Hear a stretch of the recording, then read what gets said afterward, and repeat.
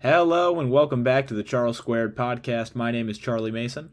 And I'm Charles Iverson. Welcome back, everybody. It's been a while. It's been so long, and we have so much to talk about. We are wrapping up Phase 4 of the MCU, and today we're going to dive on in to Thor Love and Thunder. Charles, you want to get us started? Of course. So, this has been a very controversial movie for the MCU. Some people love it, some hate it. I fall somewhere in the middle. I feel like it's a good movie, but it has a lot of flaws that I just can't look past, to be honest. What about you, Charlie? Absolutely. I think that this movie did a lot of things. Marvel tried a lot and missed on most of it. I think the direction was a little too comfortable. I don't think the actors stretched themselves as much as they could have, especially with Chris Hemsworth having played Thor for over a decade now. I think that the movie did a lot of things, could have done them better. So Yes. I let's look also at. think that Oh, as far as the directing goes that you mentioned, Taika Waititi is a very eccentric director, and I think, you know, this is the most Taika Waititi movie he has ever done, and I think yeah. he needed to be reined in a little bit. Yeah, I think he needed some supervision. Feige should have, pulled back a little bit. Somebody above him should have kind of helped him out. But we got a movie. We're gonna talk about it. So one thing I really want to start talking about. It's a positive. I think it was a cool idea. That a lot of the kids in the movie were actually children of the stars of this film, which was kind of cool.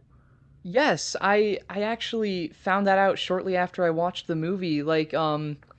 I know in the flashback of Thor, that was Chris Hemsworth's son, and I believe the girl he adopts at the end is his real life daughter too, Yeah. right? Yeah. Yeah. Christian Bale's kids are in this. Natalie Portman has kids in this. Oh, So, really? I mean, looking back, I kind of forget that most of the plot was the children of Asgard, of New Asgard, being captured by Gore.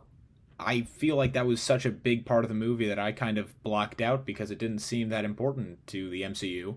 Moving forward, I feel like it's Yeah. not something I needed to remember.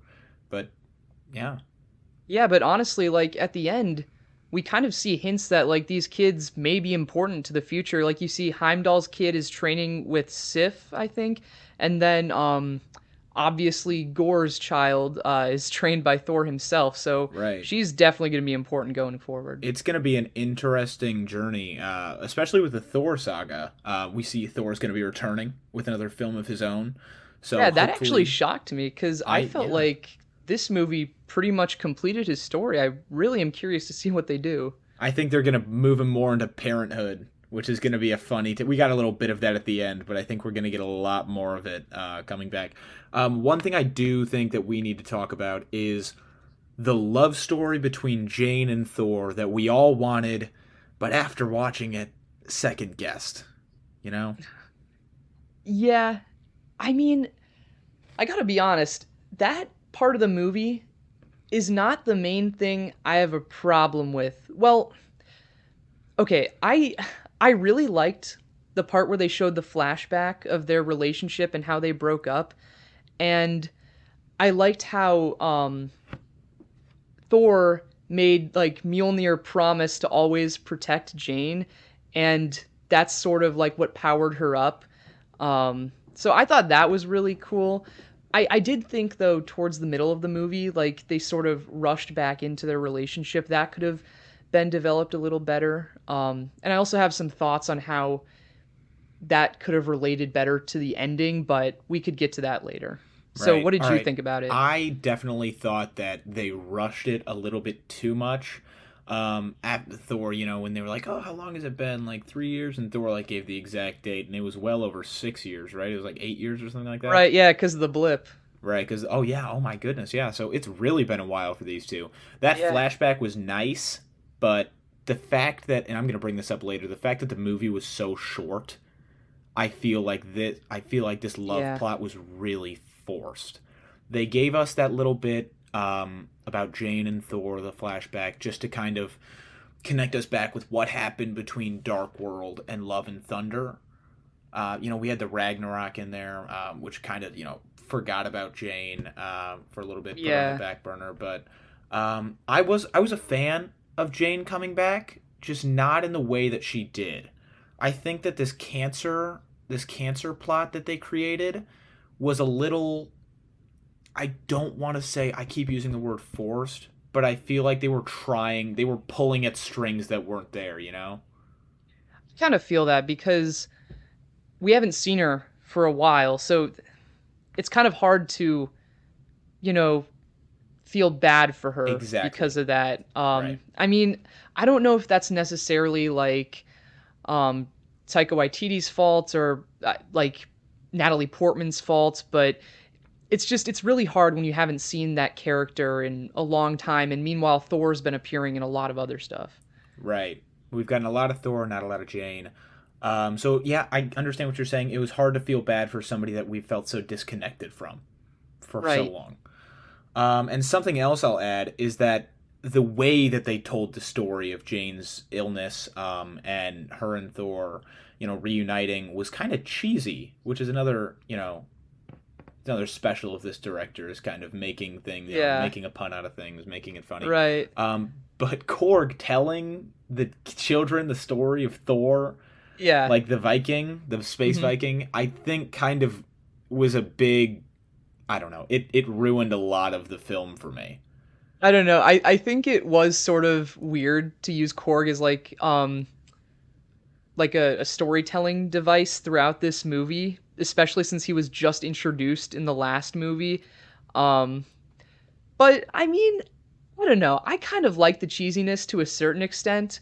Like there were some things in this movie that were too cheesy for me that I'll hit on a little later, but I don't know if that was really one of them. But one thing I will point out is that it's almost kind of like a parallel to how in the first two Thor movies they were both opened by narration from Odin, and now that Korg did like the opening narration, I feel like that's kind of a little bit silly, but also kind of a fun nod to that.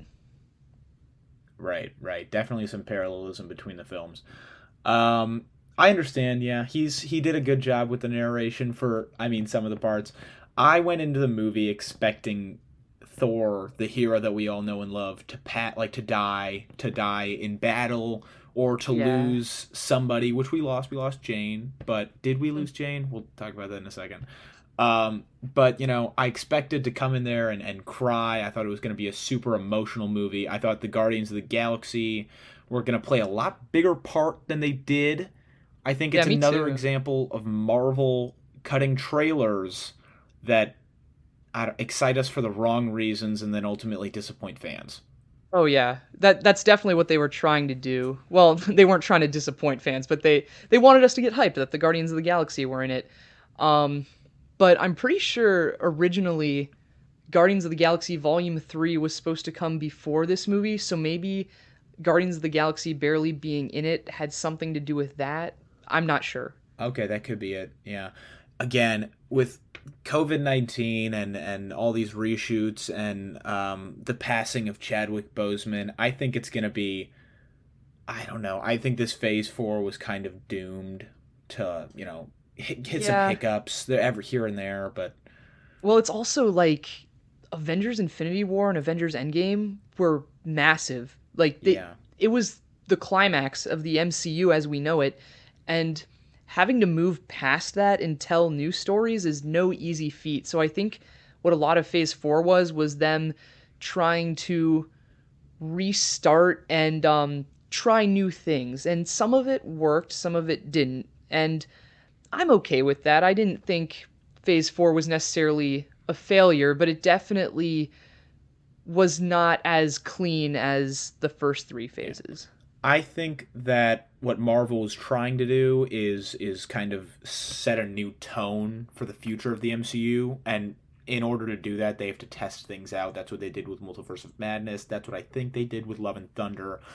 Um, but I think they need to review and go back to Phase Two. Even Phase Two is awesome. A lot of people aren't a fan of Phase Two. I loved it. Thor: Dark World, as bad as it was, had like the acting, the the story, I don't know, the character arcs. There were just things in Thor Dark World in phase 2 that we need to, go back to and remember that these are serious actors. not cheesy actors. I feel like now they're playing out the superhero card a little bit too much. You know, they're Yeah, mixing kind of. they're mixing pop culture and superheroes, and I think, I don't know, in the earlier phases they kind of put heroes on a pedestal, and now they're bringing them back down to reality, and it's an interesting combination. Yeah, that's a really good point because in the earlier phases, the superheroes, like you said, were put on a pedestal, and now you've got like tourism in New Asgard, which I mean kind of makes sense to a certain extent, but it's a little surprising that New Asgard isn't more like Wakanda, where it's a super advanced nation, but people aren't flocking to it because they're kind of secluded people. So Right. I think it's interesting, like you said, how they're bringing the heroes down a little bit like that. I hadn't really thought about that until now. Yeah, I don't know. I think that, I don't know. Let's phase 4 was all in all, like you were saying, is trying to restart, build some new roots, kind of make some things, bring them back up. I don't know, trying to start something. And I think they accomplished that better with the TV shows than they did anything else. I keep forgetting that the TV shows were a part of Phase 4. Everybody's like, dude, what did you think of Yeah. Phase 4? I'm like, oh, it was awful. And they're like, but what about, the Captain America show, Falcon and the Winter Soldier? What about Loki, dude? What about WandaVision? I was like, oh my goodness, I completely forgot that those were a part of it. Oh yeah, And the TV shows really shined in they Phase were 4. Like absolutely, oh, honestly, Marvel Studios should have been making TV shows like for a long time. I guess Disney Plus didn't exist, but still. I'll argue that point. I don't want to it's not good. I'm not to be chippy or anything. I just think that if they started the TV shows earlier, we wouldn't have had that fresh jolt. I think it was smart to start it in a phase that Oh, needed some revitalization. yes, that's actually true. Now that So you I say think that. they did it at the right time, and I think they hit the mark on almost every TV show. I think we should do another Yes. episode where we review the TV shows. I don't want to get too far into that now. Right now, we're Oh, trying to yeah. focus on some Thor, Love and Thunder. So tell me your favorite thing about this film. What's your favorite thing about this movie? Okay, my favorite thing about this movie is probably just exploring Thor as a character. I think one thing this movie really gets right is how much Thor has lost. And I like how one of the things that the movie benefits from bringing Natalie Portman back is this is someone that he hasn't lost. Maybe like the one important person in his life that he hasn't, and yet he still loses her in the end. But he still gets a new beginning with a child that he can raise and love. And yeah, so I just really love how the movie explored themes of loss and love. I think that's I mean, it's an homage. It's a homage to the title, Thor, Love and Thunder. Right. But I think my favorite part of this movie is the black and white scene. I'm sorry, that scene was so cool. I mean the direction on it, the way it was just the creativity that I've never seen before. Oh, yeah. Um, I thought it was gonna be cheesy. Looking at the trailer, I was like, "Oh, if anything in this movie is gonna be cheesy, it's gonna be this scene," and it did not Yeah. disappoint. I think it Oh really no. highlighted the best of Natalie Portman, the best of Chris Hemsworth, and the best of Christian Bale, who stepped up. I will say Mm. though, something about his character, kind of sidetracked, that I wanted to get into. A lot of people in my theater, I saw it premiere night, so Thursday. I saw it that Thursday. A lot of people in my theater walked in after the small little scene that highlighted Gore's backstory. Oh, if you miss that scene, you are So not going to that's what I'm understand him saying at is all. Marvel started off with a risk. I mean, obviously you don't want people should be there on time. Yeah, And if if you they're walk in late, that's not, on you. right, I mean that's on you. But that little bit, I want to say it was, again, I think Marvel trying to push the plot a little bit too. They were like, "All right, let's introduce this guy. Let's start the movie. Let's start the movie." But how do we do that with they don't know who Gore is? Let's just, show him in a desert holding his kid. I don't think the connection between Gore and his child was strong enough just because we only saw them in one sequence together, if that makes sense. Yeah, I actually that's something that I thought of like after the movie too. Like I think Gore is a pretty like not relatable, but you can understand his intentions really well because of that scene at the beginning. But then they don't really like come back to that until the very end. I think we needed more with Gore in the middle that develops his Yeah. character and his motivations a little bit more. Yeah. I completely agree. But also like sort of because we didn't get enough of like his relationship with his daughter, I was actually like a little bit surprised at the end when he used his wish to bring her back because I totally didn't see that coming at all. I thought what they were going to do is he was going to look at Thor and Jane and see the love between them and use his wish to keep Jane alive. So Oh. it completely caught me off guard because of the lack of character development in the middle that he would bring his child back. Right. That's actually a really good point. I didn't even think about. I mean, I obviously I wanted that to happen. And when he brought his kid back, yeah, again, it's the lack of character development with Gore. And when you only make a film an hour 59, that's what's gonna happen. We've been Yeah, spoiled they by could have these made it three and a another half half hour hour. movies. Man, they could have made it another hour. I would have sat through it, but it was just. Yeah. Think about it. Endgame was 3.5 hours. How long was No Way Home? 3 hours 15 minutes. No, No Way Two Home wasn't fifty that eight. long. It was Was it almost three, approaching wasn't 3 hours? It it? Let was? me. I thought it was. I could be completely wrong. Let me just Well, double they are check. making an extended cut of No Way Home that's coming out in September. And I'm that's going to excited. be pretty long. It's oh man. It was 2 hours and 30 minutes. All right, my bad. Oh, okay. Still, that's. I mean, still another hour. I It would mean, have given yeah, us. typically like the MCU movies lately have been very long. Like I know Eternals was really long too. Right. Oh man, I haven't. I actually haven't. I haven't watched Eternals yet. I mean, I'm hoping they're not it's making okay. an appearance, but I mean we'll see. Um, One thing that I am interested to see, um, is oh man, the future with Zeus. That's something that I think was touched upon, but I don't know. I don't know if the direction, I don't know if the writing did a great job introducing him. They kind of overplayed and overhyped this whole where are all these gods located at? Do you know what it's called? Omnipotent City, I think. Okay, Yeah, yeah. Omnipotent City. Yeah. It was again another cheesy kind of bit of the movie that I didn't really appreciate was that Zeus was the ruler of all these gods and there's no way that all of these gods would just listen blindly to one drunken man and then Right.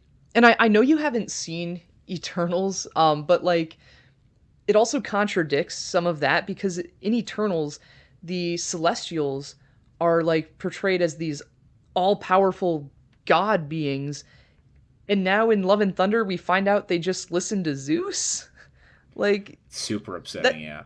yeah, that doesn't make a whole lot of sense to me, but I mean, whatever. If you're going to introduce like gods from all the mythologies, you got to have some sort of hierarchy, I guess. Yeah, and I guess this is a way to do it. Hercules, we got a bit of him at the end, right? Right, yeah. Post credit I'm scene. I'm interested to see what they do with him. I mean, I guess he's going to be the main villain in the fourth or the fifth Thor movie, which I'm surprised they're even making, but Really, I uh am. yeah, I don't know what they're going to do with that. You know what it I'm looking feels forward like? to it optimistically. Yeah, yeah, exactly. We can only have an optimistic attitude. But you know what I'm feeling like is that they're taking screen time away, or not screen time, but they're taking the focus of the Thor movies away from Chris Hemsworth's Thor and shining a light on new characters. They're using his name, his reputation as Thor, as a way to, I don't want to say get the box office numbers up, but to get more people to notice these new characters. Yeah, you might be right. I could see like maybe in a few years Disney Plus has like a spin-off about like his daughter, maybe like a Hercules spin-off at some point. Right. Um 'Cause yeah, honestly, I like Thor. Like I actually no, I love Thor. He's like one of my favorite characters. But I think it's kind of time for them to retire his character as like a main character in the MCU. Yeah, they had the big three. Now they've just got him left, and it kind of seems like I don't know. It's just depressing now. it's hard to watch him suffer Yeah, already. Like he's gone through so much. I mean, I know. In it's Infinity War and Endgame alone, he went through a lot. a lot. And I don't know. It's just tough to watch him just lose people over and over and over again. People that he thought he couldn't be touched by. The only thing that I will be like the only thing that I ask of Marvel, if you're listening, Marvel, They're is not. that you bring me a reunion between the two brothers of Asgard. I feel like they've got to be building for that. With the Something. Loki show that can Oh, cross over like something has different to. universes, like they have to do that. Like Or even Loki like looking like he's okay, so he works with the what's it called? that TVA. TVA. Works with the TVA and he's looking through time and he sees Thor and he wants to make a move towards him, but he has to hesitate like for the better of the worlds, you know? Like to save the Yes. multiverse. Just that moment where they're both on the screen together. Oh my gosh. That has to be in Loki season 2. Oh, I'm Okay, I hoping. know you're not, but Marvel, if you're watching, I know you're filming Loki season 2 right now. Make that happen. Please, please, we all want to see it. So Okay. Thor Love and Thunder. It was all right. What would you rate it out of 10? Let's just give it a numerical number. Let's just or num a number. Let's just give it a value. Out of 10, I'd say it's probably a 6.5. I Like was for gonna go me, like 6.1, 6.2, something like that. okay, yeah, because it's not like on the bad side, but it's like, eh, Right. Right. Yeah. yeah. Okay. So let's keep going.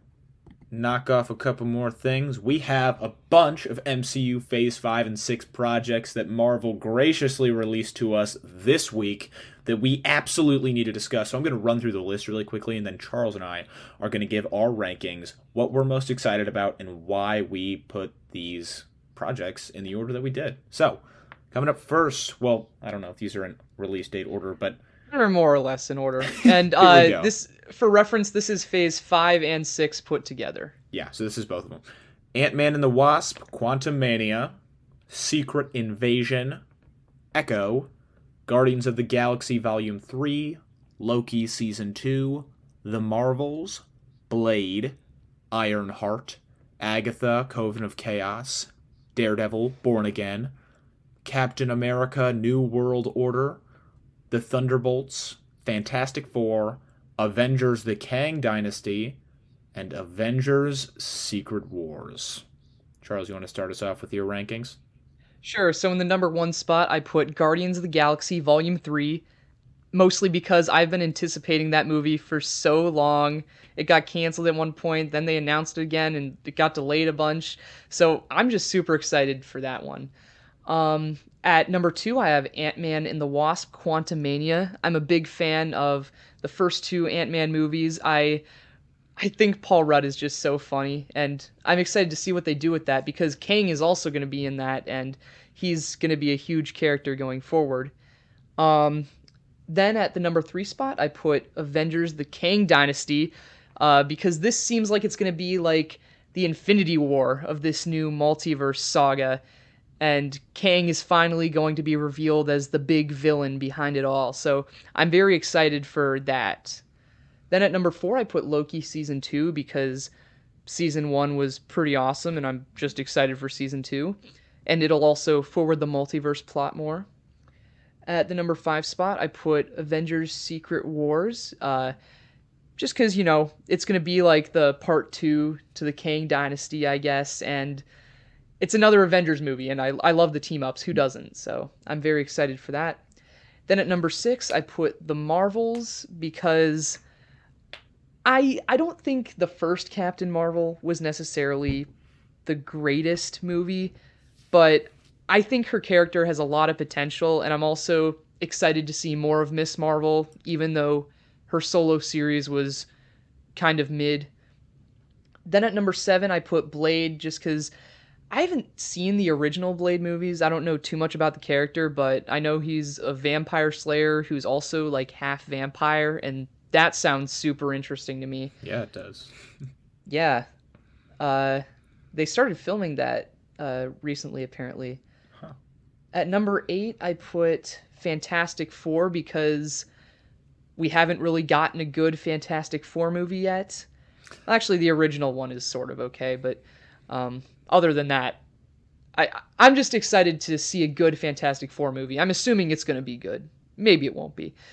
At number 9, I put Secret Invasion because I'm excited to see more of Nick Fury. We haven't gotten a lot of him in a while. I'm assuming it'll follow up on that post-credits scene from Spider-Man Far From Home, since we've never really gotten anything on that since 2019. Then at number 10, I put Daredevil Born Again because I think Daredevil's a super cool character, even though I've only seen the first season of the Netflix show. I'm just super excited to see that character in the MCU. All right, All go ahead, right. Charlie. Yeah. So at number 1, I've got Avengers: The Kang Dynasty. Like Charles said, I think it's going to mirror the type of vibe that we got in Infinity War, which in my opinion is one of the best MCU movies.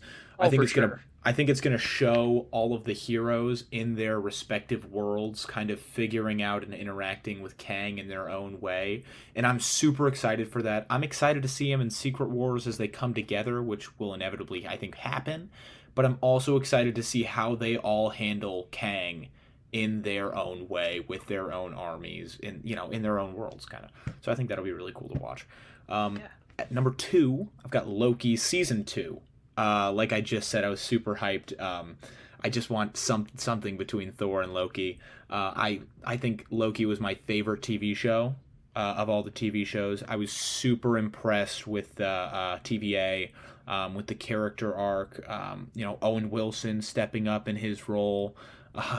Tom Hiddleston delivered again. So we got Sylvie. Hopefully she returns. And then again we had Kang. So I think Loki season 2 Loki is the character behind the MCU right now. It's weird to admit, but I think Yeah. that Loki kind of knows more than everybody else does, and I think that they're really going to flaunt that in season 2. So I'm excited. Same thing you said, number 3, Ant-Man and the Wasp, Quantum Mania. Ant-Man has never disappointed. Paul Rudd he's got that amazing mix between his serious acting that always comes off a little silly sometimes, not too silly, but he definitely makes you feel like he's not trying to be funny, but he is, Oh, which yeah. I just love that so much.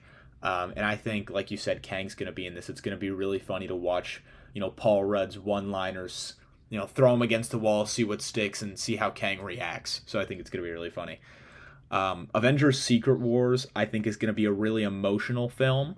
So I put that at my number 4. I think we're going to lose Thor if we haven't already. Or, Oh, yeah. wait, actually, we didn't get a release date on when the new Thor movie is coming out. So it might be after. I highly doubt it's going to be after Avengers Secret Wars, but it very well could Yeah. be.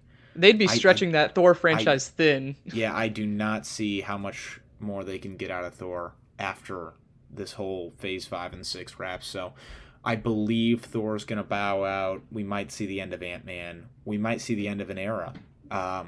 Guardians of the Galaxy could be coming to a close. So I'm just excited to see how they wrap up all these characters' stories in this movie. Number 5, Captain America New World Order. Now, Sam Wilson and Bucky Barnes. Is Bucky going to be in this? Do we know? I'm not sure. I don't think they They haven't confirmed announced that yet if anything he yet. is. I I hope hope he so. is. I think the name just sounds sick. New World Order. I think it's going to go Yeah. back to the injections that people were stealing, the superhero serum. Yeah. Um, And it'll actually, explore.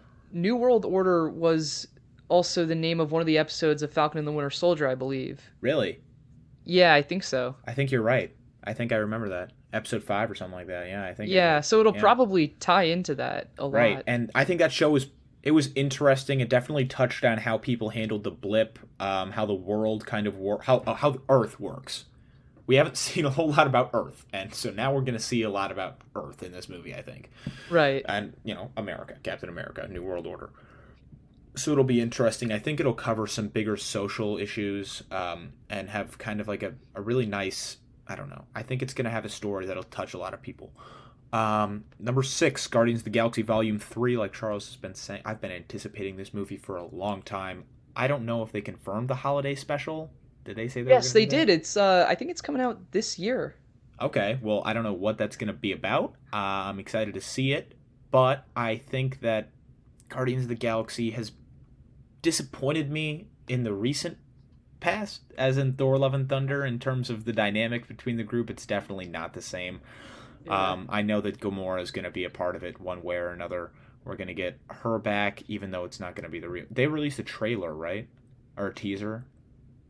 Oh, they did for the people at Comic-Con. Wait, Yeah, is it online? I think I saw it. I watched. Somebody sent it to me, and I watched it. It Oh, was a was it terrible like angle. oh, okay, so it was like filmed. Okay. It was filmed, I yeah. might have to watch that. It was incredible to just see everybody back. I think the plot's gonna be with like Gamora's coming back, but I don't want to spoil it too much for you with the teaser trailer. But we'll see Gamora again. I'll put it that way. So I'm excited for that. Um, Agatha, Coven of Chaos. WandaVision didn't disappoint. I don't think Agatha is going to disappoint either. I think we're going to see a lot more of Wanda in this, if we haven't seen enough of her already. So you don't think she's dead? Is that how Doctor Strange didn't end In with her? Multiverse of Madness, oh, she like killed herself. She like sacrificed herself by bringing down that temple. Oh my goodness, you're right. I mean, she I could think be she alive went. underneath the rubble. I think she went in. I think her spirit went inside the book or some like sort of scroll. You know, Mm. I think she's gonna come back in some way. Or Yeah, Doctor you Strange could be might be right. in the show. We'll see what happens. I'm excited for it nonetheless because the actress that plays Agatha is hilarious, but also has a serious side to her that makes the character just. I hope we see. I hope we see Darcy again. Is it Oh who yeah. is the police officer? Oh, Oh, Jimmy Woo. Jimmy Woo. I hope he comes He's back. I hope we get awesome. that whole WandaVision cast, and maybe we'll see the new White Vision. Oh We yeah, haven't we seen still haven't him. seen him. Oh my gosh, we gotta see him in that show or like in something. Right. So I hope that we get a little bit of that. That's what I'm looking forward to a lot when it comes to that show. Fantastic Four, like you said, we haven't really had a good one in a long time. So I'm super excited to see. I know that modern day Marvel, if they're trying to tie it into the MCU, will not fail. They absolutely won't fail. They'll find a cast that'll work. They'll do what they can to make sure that this thing hits the box office running. They'll get it up and started. I don't know that they're going to be a part of the Avengers, but I definitely could see an overlapping or at least a teaser like we got with Multiverse of Madness. Just something between the two franchises. We'll see. Number 9, that was number 8. Number 9 is Secret Invasion. I'm excited to see Nick Fury back in action. We have been missing Oh Samuel yeah. L. Jackson for too long, and it's time we get him back. So please give please give him back. Number 10, The Marvels. I haven't had the pleasure of watching. Is it Miss Marvel? Is that what it's called? I haven't seen that show yet. I'm gonna get back to you guys on that one. I'm gonna get back to it on that one. I still have to watch it, but I do have to watch The Marvels because I'm super excited to see Brie Larson in action again. Again, we saw her in Infinity War, a little bit in Endgame. We've seen her in the TV show that apparently I haven't seen, but apparently I know she's in the TV show. But I'm excited to see what type of, I don't know, realism and maturity and what wisdom she's able to give to Miss Marvel and how they can, kind of come together and, take on whatever adventure comes next for them. So yeah, that's my 10. All right, yeah. I think that's a great list. Either way, no matter how it ends up, I'm excited for what's coming next. I think it's going to be a great journey, and we have so many things that I want to talk about right now. There's a lot that I want to cover, but I think that this podcast is going to be a regular from here on out, guys. We've got so many Oh yeah. projects coming up. I kind of want to close the episode talking about Wakanda Forever, Oh if yeah, that's all right so with you. Yeah. yeah, sure. We just found out that that's going to be the end of phase 4, right? Yes. And we got a trailer for it. We did get a trailer for it, and I have to say, hearing Kendrick Lamar's voice in that soundtrack, I've never been happier. The trailer's music alone just proves that the soundtrack's going to carry on a legacy that I mean, I think that the franchise deserves. Apparently, Chadwick Boseman wasn't in any of it. He was not Right. in any of the filming, which is unfortunate that we're not going to get him. We might get a CGI version of the suit, at least. Of him in a Oh, suit. yeah. Actually, yeah, we probably would. Maybe Because, a flashback or something. I don't know how Marvel's yeah. gonna not fix that, but kind of address the passing of Chadwick Boseman. But the story is super intriguing, from what I can tell. A story of family, a story of community, one that kind of seems a lot more personal than any other Marvel movie we've kind of seen. Yeah, that's a really good point. I don't think it's so much going to be about one particular character as it is going to be about the whole family. I think it's going to be about the whole family, which is going to be super exciting to see. That comes out November 11th, and we will absolutely be covering that. But that movie, I don't know. Let me check to see if they have a time on it yet. Probably not. Yeah, probably not till like a month before. Right. Yeah, nothing on there yet. We've got some. Okay, so Chadwick Boseman is in the cast list, but I don't know I think if that's got that. to be wrong. There's I no don't know way. if that means anything. Um, You talking about the one. Google cast list? Yeah, Yeah, that's never right. yeah. One way or another, I think it's gonna be a tribute to him, a tribute to the series. Ironheart will be coming in as a character. We'll be seeing Oh her in yeah, this that's for the right. first time. So it'll just be, I think, a very emotional, a very powerful movie, and definitely something I'm looking forward to. So Oh yeah, I wasn't really looking forward to that one, to be honest, but after seeing the trailer, yeah, I think it looks pretty promising. yeah, the first Black Panther did so well and was such a hit and was Oh so yeah. fun to watch, and just I don't know. It's just I gonna just be. I'm worried it's not going to be the same without Chadwick Yeah, Boseman me though. That's too. the But I thing. think I think people understand that Chadwick's not going to be a part of the frame. Like they know that. I don't know. I'm just excited to see how Marvel kind of carries on what he left us with. So For sure. yeah, All right, so I guess this is probably a good place to end this episode here. yeah. Uh so have a If you've made good it, yeah, if you've made it this far, thank you for listening. yeah, have a Um, good week. I don't know when the next episode's coming out, but yeah, we'll try to get. I think the next episode is probably going to focus on. We did an episode a while back where we ranked all the 2021 projects, all the TV shows. I kind of want to listen back, review what we put, and kind of discuss how we think those projects played out. I think that's something that we can play with, and I think that's something that we can do after all these projects come out, which will be a long way away. yeah. But I think I think down the line it's good to start with one opinion and then watch, analyze, and come up with a new opinion. So Oh yeah, I'm sure a lot of our opinions have changed. absolutely, I don't even remember the old list, but Me neither. I'm sure it'll be a lot different than what we expected. But yeah.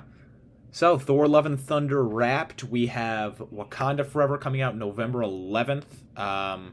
We have the She-Hulk series that's coming out soon, which I'm not That's super right. excited for, but I don't know. I I don't don't know. know. I guess we'll see when we get there. I'm hopeful for it. Like I think it'll be fun no Yeah, matter what, I think honestly. it will be. I think the CGI is a little messed up in it. It's not working really well for him, but Yeah, well the problem is the main character is CGI like 90% of the right. time. It looks So it's like tough to compensate. But yeah, we've got a lot of new Marvel projects. We're excited. Andor, side note, is coming out very soon. I yes. don't want to touch on that too much because this is kind of a Marvel episode. I don't want to take away from that, but we will be covering some Star Wars projects coming up Oh here yeah. shortly. I'm excited to get So back into Star Wars. it'll be a good transition. We've been given a lot of Marvel, not a lot of Star Wars. So yeah, thank you guys for listening, and we'll catch you guys next time. See ya.